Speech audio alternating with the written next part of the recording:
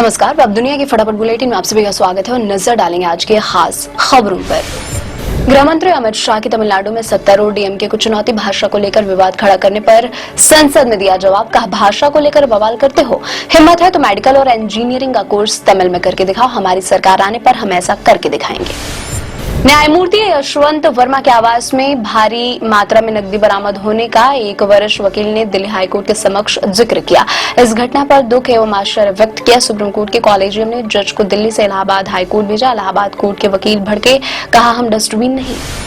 दिल्ली उच्च न्यायालय के एक मौजूदा न्यायाधीश के आवास से नकदी की बरामदगी से संबंधित मामला शुक्रवार को राज्यसभा में उठाया गया। सभापति जगदीप धनखड़ ने कहा कि वह इस मुद्दे पर एक व्यवस्थित चर्चा आयोजित करने का रास्ता निकालेंगे। गृह मंत्री अमित शाह ने राज्यसभा में कहा, आकर्षक औद्योगिक नीति के कारण जम्मू कश्मीर में 12,000 करोड़ रुपए का निवेश हुआ। 1.1 लाख करोड़ रुपए के समझौता ज्ञापनों पर हस्ताक्षर किए। योगी के मंत्री डॉक्टर संजय निषाद का विवादित बयान। जौनपुर में बोले, मुगलों ने गर्दन पर तलवार रखी, जो कायर थे उन्होंने धर्म बदल लिया, जिन्हें तलवार पसंद है वो सलवार पहनकर देश से चले जाएं। आम आदमी पार्टी ने किया संगठन में कई बड़े बदलाव। पंजाब की जिम्मेदारी दिल्ली के पूर्व डिप्टी सीएम मनीष सिसोदिया को दी गई। पूर्व मंत्री सौरभ भारद्वाज को बनाया गया दिल्ली इकाई का नया अध्यक्ष।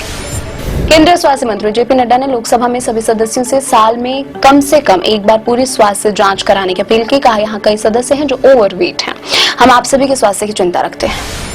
भारत ने चालू वित्त वर्ष 2024-25 में 1 अरब टन कोयला उत्पादन का रिकॉर्ड आंकड़ा पार कर लिया है। प्रधानमंत्री नरेंद्र मोदी ने इस उपलब्धि को देश के लिए गौरव का क्षण बताते हुए कहा, यह ऊर्जा सुरक्षा तथा आत्मनिर्भरता के प्रति उसकी प्रतिबद्धता को दर्शाता है। दिल्ली सरकार में मंत्री प्रवेश वर्मा ने दौरों के दौरान खामियों के चलते पीडब्ल्यूडी के चीफ एग्जीक्यूटिव अधिकारी को किया सस्पेंड। कहा, 10 साल में मोटी हुई चर्बी, उन्हें सड़कों पर दौड़ा रहा हूं, पसीना आएगा तो चर्बी कम होगी और चर्बी कम होगी तो काम ज्यादा होगा। 8 दिन के लिए अंतर्राष्ट्रीय अंतरिक्ष स्टेशन पर गए अंतरिक्ष यात्री सुनीता विलियम्स और बुच विल्मोर 286 दिन बाद धरती पर लौटे।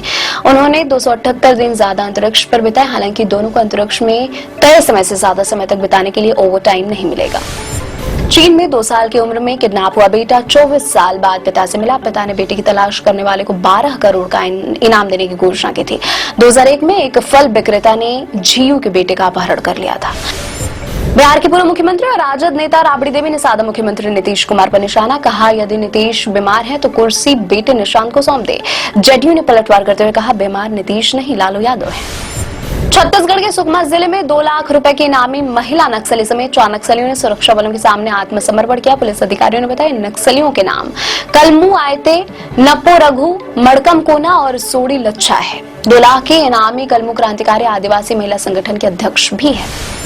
यूपी के अलीगढ़ जिले में क्रिकेट मैच को लेकर हुए मामूली विवाद के बाद हिंसा भड़की, छतों से पथराव हुआ, गोलियां भी चली। झड़प में 8 लोग घायल हो गए, इनमें महिलाएं भी शामिल। मणिपुर के एक उग्रवादी संगठन के 2 सदस्यों को असम के गुवाहाटी से गिरफ्तार किया गया है। गुवाहाटी के पुलिस आयुक्त पार्थसारथी महंत ने बताया, ये लोग कथित तौर पर जबरन वसूली और हथियार संबंधी अपराधों में शामिल हैं। अभी तक कोई बरामदगी नहीं हुई है।